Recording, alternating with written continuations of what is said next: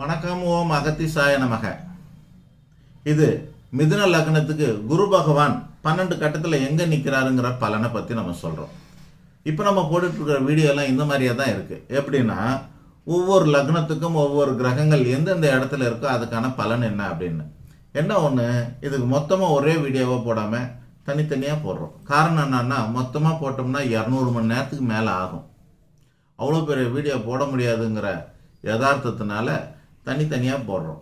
அதில் ஒவ்வொரு கிரகத்துக்கும் போடுறோம். ஏன்னா நமக்கு அவ்வளோ நேரம் இல்லை, பொறுமை இல்லை. ஒன்று. ரெண்டாவது, நமக்கு அதை மற்றவங்களதெல்லாம் நம்ம தெரிஞ்சுக்கணுன்ற அவசியமும் இல்லை.